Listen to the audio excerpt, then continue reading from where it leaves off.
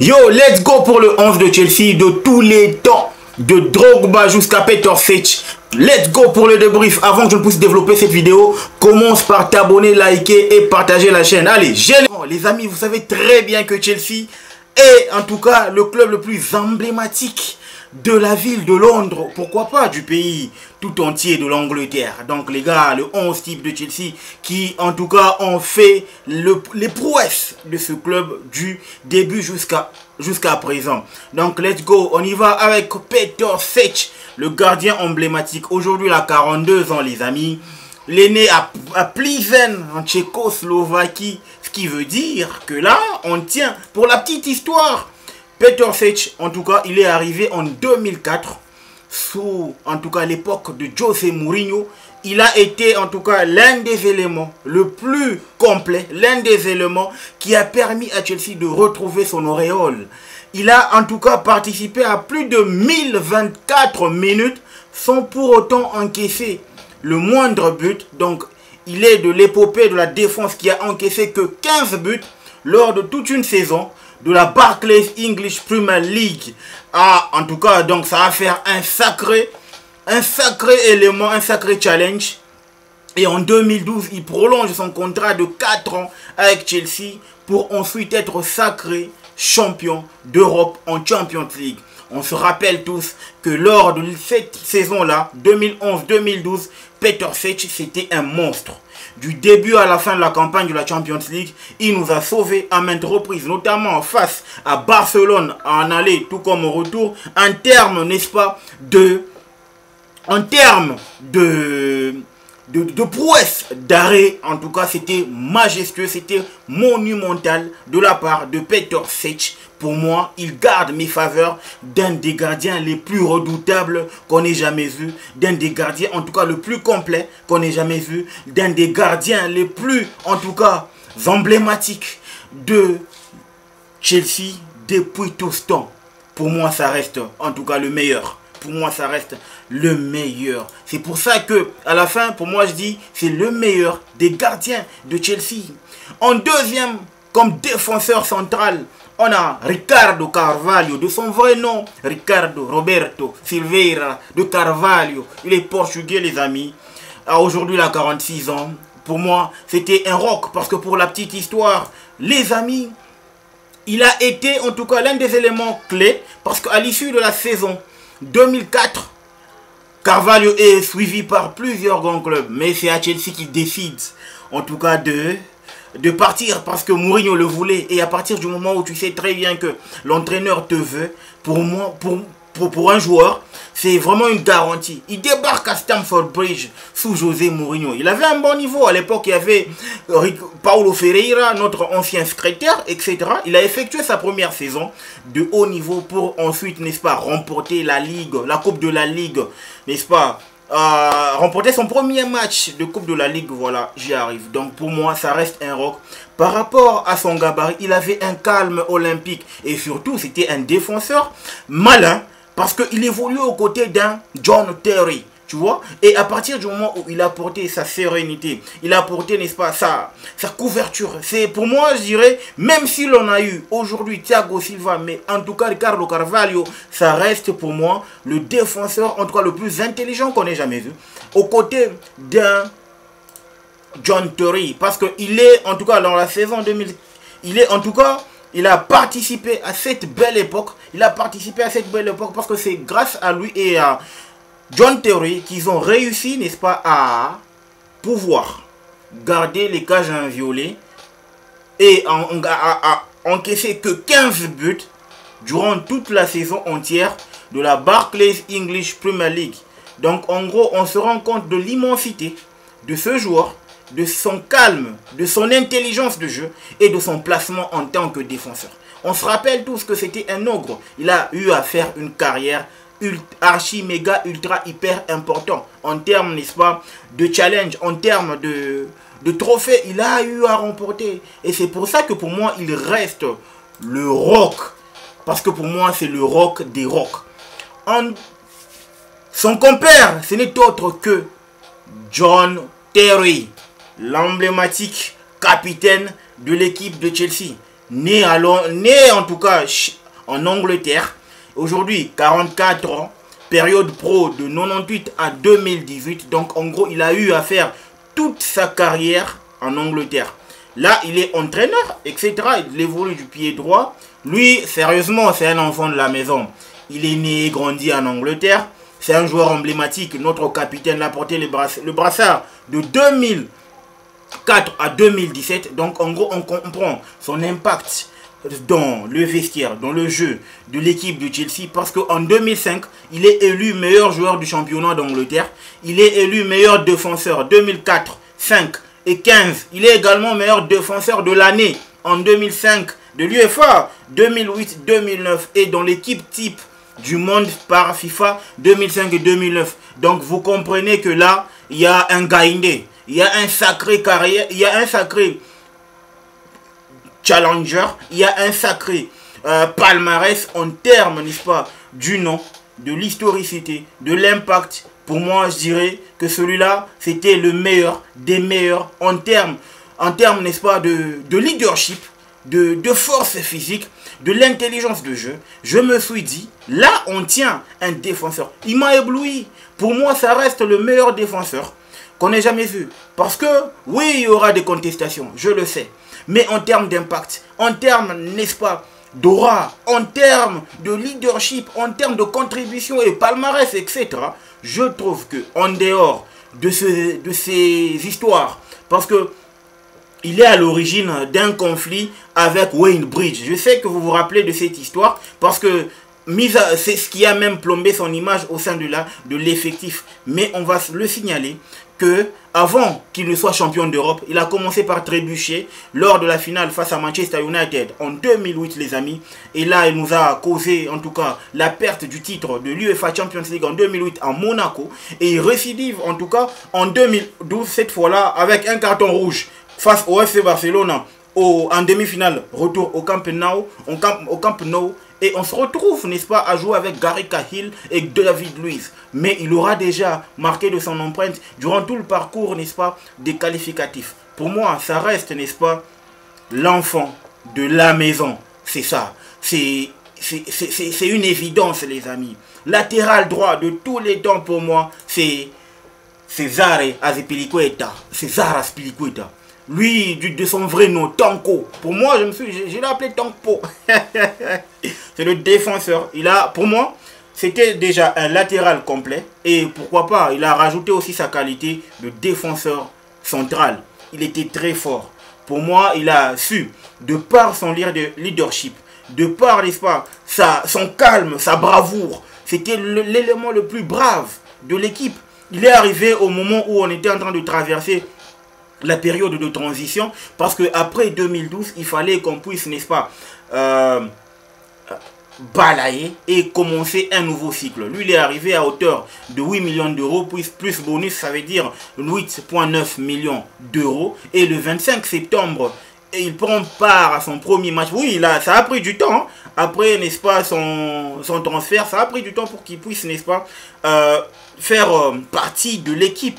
Parce que grâce à lui, dans son épopée, il a eu à remporter, n'est-ce pas, la Barclays English Premier League 2015-2016. Il a eu à remporter la Barclays English 2017 avec Antonio Conte. Il a aussi remporté avec José Mourinho. Il a été champion d'Europa League en 2012, tout comme en 2018.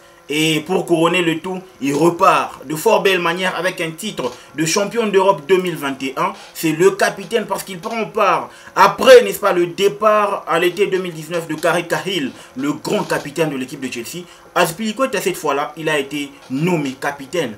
Ouais, comme étant le leader principal du vestiaire, le leader principal, n'est-ce pas, de l'équipe, parce qu'il a encadré des jeunes comme Reece James, il a encadré des jeunes comme Tammy Abraham, n'est-ce pas, après l'épopée 2019, Tammy Abraham, Reece James, Mason Mount. En 2021, il est sacré champion, n'est-ce pas, de l'UEFA Champions League, Super Coupe, et ainsi que Coupe du Monde des clubs. Ça, c'est le plus gros palmarès. Je pense que c'est lui qui a le plus gros palmarès en termes de trophées continentaux ou trophées, n'est-ce pas, trophées mondiaux par rapport aux autres. C'est pour ça que pour moi, je dis, il incarne le leadership. Voilà, ce qui nous amène à passer, n'est-ce pas, au milieu de terrain. Et notre milieu de terrain, en tout cas là, il y a du lourd. Parce que les amis, vous allez vous rendre compte que, pour moi, je dirais, c'est par rapport à l'impact. J'ai pris ça par rapport à l'impact, n'est-ce pas, que ce soit sur et en dehors du terrain, et aussi l'empreinte qu'il a laissée auprès des fans, des supporters, etc. Mais je pense que ça, ce n'est que un 11. Vous allez me suggérer, n'est-ce pas, votre analyse dans les commentaires, et on va devoir débattre. C'est le plus important. Et au milieu de terrain, pour moi, je commence avec un N'Golo Kanté. N'Golo Kanté, pour moi, ça reste le milieu récupérateur qui a apporté de son style, qui a apporté une nouvelle façon de faire les choses. Il a apporté en tout cas défensivité.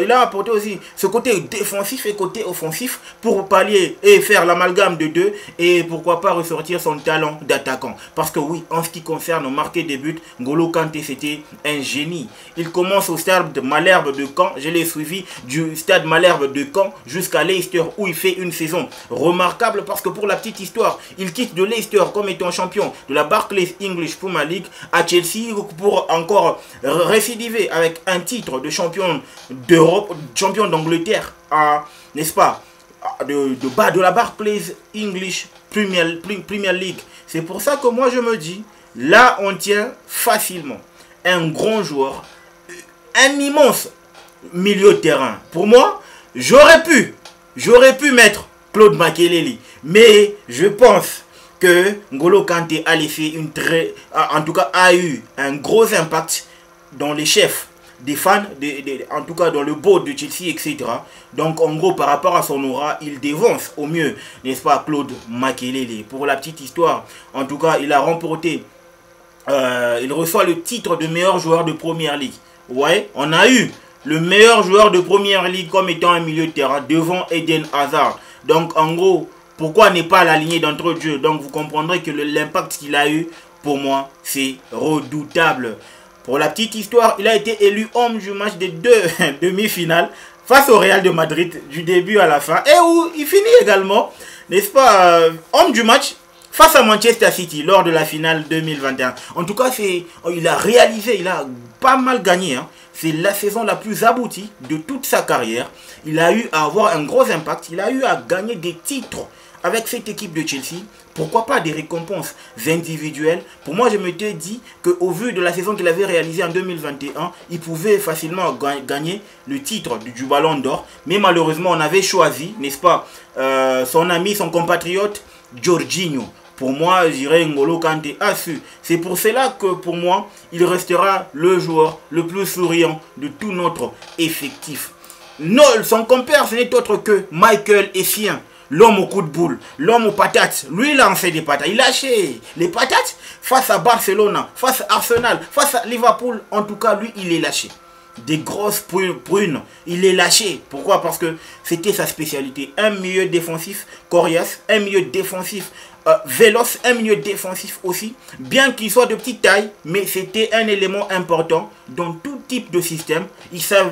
Il parvenait à s'acclimater de fort belle manière. C'est pour ça que moi je me suis dit, là on tient un gars qui pouvait facilement, en tout cas, donner un équilibre, donner le tempo du milieu de terrain, parce que c'était la vraie sentinelle. Et quand tu les associes avec N'Golo Kanté, pour moi tu as le meilleur milieu d'une décennie. C'est pour ça que pour moi, Michael Essien, dans n'importe quel système, je le reprends dans mon système. Ah, pour moi, ça reste. Et pour la petite histoire, de Lyon à Chelsea, il arrive avec sa polyvalence, les amis. Comme étant milieu défensif, milieu relayeur, au milieu droit ou voire central, il s'est fait remarquer en marquant des buts. Je vous l'ai dit, des buts dignes en tout cas des attaquants. Il a été titulaire. En tout cas, il a participé à l'éclosion de l'équipe parce qu'il a joué aussi comme étant latéral droit. Notamment lors de la finale 2008, il a eu à faire des misères à Cristiano Ronaldo. Ok, le 6 mai, lors de la demi-finale qui nous a été volée par le FC Barcelone, il remporte en tout cas la Champions League. Mais cette fois-là, en ayant un rôle beaucoup plus réduit en 2012 face au Bayern de Munich, n'est-ce pas, en finale de la Champions League le 19 mai 2012. C'est pour ça que pour moi ça restera le milieu le plus coriace qui soit. Voilà. Et pour finir avec ces milieux, on voit la légende, le recordman Frank James Lampard Jr., le neveu de Harry Redknapp. Ok, si vous vous en doutez, Harry Redknapp, l'ancien coach de Tottenham ou encore l'ancien sélectionneur, n'est-ce pas, de l'équipe d'Angleterre, c'est son oncle. Il a lancé d'ailleurs à West Ham en 2000-2001. Donc pour la petite histoire, le gars il éclot à West Ham, il a tapé dans l'œil parce que lui il revenait, n'est-ce pas. Lui il a tapé dans l'œil parce que Roman Abramovich le voulait. Il a tapé dans l'œil, n'est-ce pas, de l'équipe de Chelsea. Après, c'est devenu un titulaire d'entrée de jeu. Il finit comme étant deuxième au Ballon d'Or derrière Ronaldinho. Donc, en gros, il a été dans l'équipe type FIFA Pro 2005. Il est en tout cas le meilleur buteur de l'équipe de Chelsea. C'est lui qui est le meilleur milieu avec beaucoup plus de buts en Angleterre, surtout avec l'équipe de Chelsea. Pourquoi ne pas l'inclure dans l'équipe de tous les temps? C'est Lampard, les amis. Il nous a donné la qualification pour la Champions League en tant qu'entraîneur. Il nous a donné le titre de champion d'Angleterre, champion d'Europe 2013, champion d'Europe 2012. Ça, c'est à mettre à l'actif de Frank Lampard. Pour moi, ça reste l'un des éléments le plus talentueux et le plus coriace en termes d'histoire. Il finit la saison 2012-2013 en beauté, en marquant, n'est-ce pas, 10 buts. Avec l'impact qu'il a eu, parce que lui, c'était le chouchou des fans. On le voulait. Et c'est pour cela que pour moi, ça restera le recordman de tous les temps, de tous les siècles. Oh, allez, on bascule. C'est là que ça va jaser avec mes attaquants. Parce que les amis, là, je vous dis, côté attaquant, là, on aura un débat dans les commentaires. Et je le sens. Je compte sur vous pour lancer un débat féroce dans les commentaires. Parce qu'on y va. La légende, Eden Hazard. Eden Michael Hazard, 33 ans. Le gars qui a le retraité le plus jeune qui soit. Ailier gauche, monumental. De sa petite taille, 1m73. Mais il a eu quel impact? C'était un élément dangereux. Il savait faire gagner des matchs. Il prenait ses responsabilités pour remporter des games. Il prenait ses responsabilités pour décanter les situations. Il prenait des responsabilités pour changer la physionomie du match. Ça, c'était Eden Hazard, le plus grand dribbleur de tous les temps. Parce que oui, quand il avait la balle, personne ne pouvait le ravir. Vous vous souvenez du but d'anthologie qu'il a marqué face à Liverpool en Anfield? Vous vous souvenez? Parce qu'il y a Anthony Tobelem hein, avec son commentaire. Oh non, non, non, non, non, non. Ça doit pas être Anthony Tobelem. Je pense que j'ai... Sûrement que ça doit être Anthony Tobelem. Vous allez me dire qui c'est. Mais le plus important, je sais que ce jour-là, il a ébloui. Il a animé. Il a en tout cas eu un standing ovation. Un standing ovation à Anfield. À Anfield. À Liverpool. Ah, Jürgen Klopp va le témoigner. Hein. Pour moi, je dirais, il a su créer, n'est-ce pas? Il a su créer, il a su s'acclimater au trio Juan Mata, Frank Lampard, Fernando Torres. Lui, il vient, il s'impose comme étant le leader technique, le leader, en tout cas, d'attaque de cette équipe de Chelsea. Et c'est par là l'occasion qu'il commence par, n'est-ce pas, gagner des matchs à lui tout seul, gagner des duels et permettre à Chelsea de remporter la Barclays English 2015, English Premier League 2015, la Barclays English Premier League 2017, l'Europa League 2013, l'Europa League 2019, 2019, voilà. Et il part en fanfare parce que pour lui, il finit en tout cas le jeu avec Chelsea. Mais il a échoué lors de la Coupe du Monde des clubs 2012. On comprend parce qu'il n'avait pas encore de l'impact, en tout cas en ce qui concerne l'impact au sein du groupe. Il a pas eu grand-chose en 2012. Mais on finit, n'est-ce pas, avec un titre. Parce que l'Europa League, on la gagne face à Arsenal. Et cette fois-là, on gagne avec manière. 4-1. Et il repart avec un doublé. Ainsi qu'une passe décisive. Donc homme du match de cette finale-là. Et c'est par là qu'il va en tout cas nous dire au revoir, si je ne m'abuse, parce que la saison 2019, l'équipe, en tout cas, commence un nouveau cycle et il part pour le Real Madrid à hauteur de 100 millions d'euros, ce qui nous permettra de faire des mercatos, à l'occurrence Pulisic, etc., dans son argent. On a eu à restructurer l'équipe. C'est pour ça que pour moi, ça restera le crack devenu légende. Pour moi, c'est ça. Et son compère, Pedro Rodriguez. Vous allez me dire pourquoi Pedro Rodriguez, mais moi je pense qu'en moins de temps, il a eu beaucoup plus d'impact que les autres ailiers droits. Parce qu'on passe de Robben, Anelka, en passant par Malouda, etc. Malouda n'a jamais joué comme étant latéral, ailier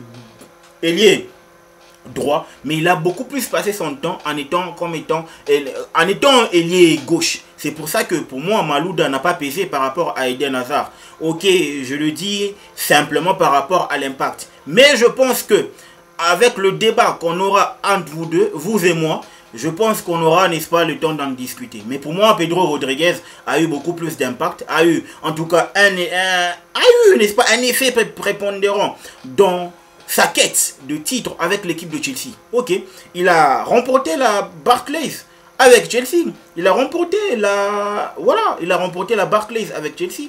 Il était là dans des moments compliqués et il a réussi en 2015, n'est-ce pas, quand il venait, il a réussi, n'est-ce pas, à convaincre le board. Il a réussi à convaincre Chelsea parce qu'il finit.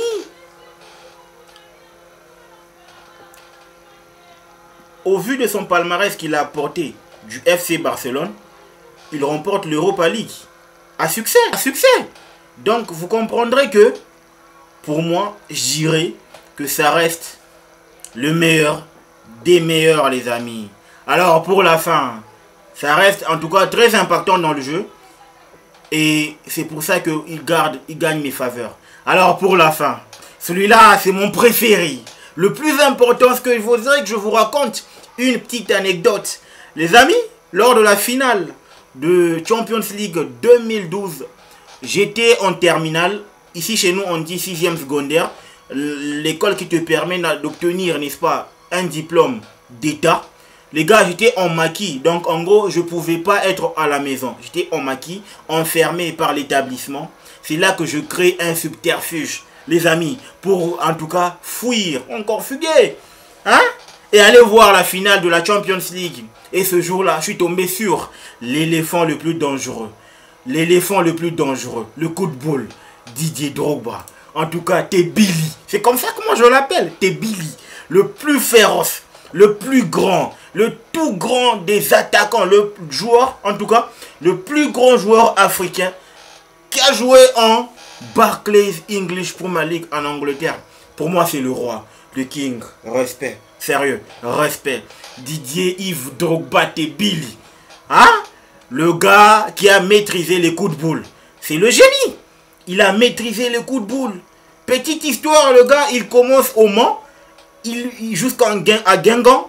Mais il a commencé à voir, en tout cas, le bout du tunnel lorsqu'il est transféré à l'Olympique de Marseille. C'est là qu'il réalise une saison d'anthologie en confirmant son transfert en 2004 parce que Mourinho le voulait. Vous vous rappelez de la phrase emblématique de José Mourinho? Mr. Roman Abramovich, don't ask, just pay and you'll see result at the end of the season. You know that? Voilà, c'était la phrase anecdotique de José Mourinho, n'est-ce pas? Par rapport au transfert de Didier Drogba pour Chelsea. Et je vous assure que depuis qu'il est, en tout cas qu'il arbore le maillot de Chelsea, c'est la bête noire de l'équipe d'Arsenal. Il les a marqués en face A, tout comme en face B. Il les a marqués dans des très bons, tout comme dans des très mauvais moments. Il les a marqués en tout et pour tout, dans tous les sens. Ça reste la bête noire. Et c'est pour ça qu'il est aimé à l'Emirates Stadium. Peu importe le système qui était mis en place, il a tellement terrorisé la défense, ou encore les défenses, parce que c'était génération après génération de l'équipe d'Arsenal. Pour moi, pourquoi on n'a jamais eu un neuf comme celui-là? Torres n'a pas fait le poids, Crespo n'a pas fait le poids, Cheva n'a pas fait le poids Di Santo n'a pas fait le poids. Donc, en gros, tout celui qu'on a amené n'a pas fait le poids. C'est Didier Drogba. Vous allez me dire Diego Costa, mais c'est pas la même époque.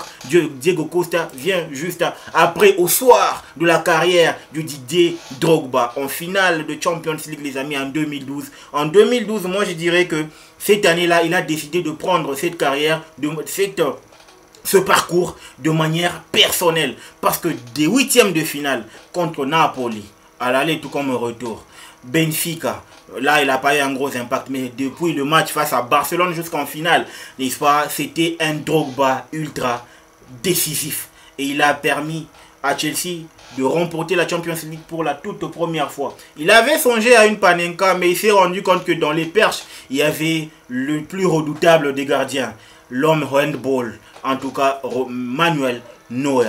Les amis, pour moi ça reste l'éléphant le plus dangereux. Les amis, c'était là le 11 type de Chelsea de tous les temps. Bien avant, n'oublie pas de t'abonner et de liker et surtout de contribuer à la croissance de cette chaîne. Je compte sur toi. Le football mérite d'être vécu. Ciao!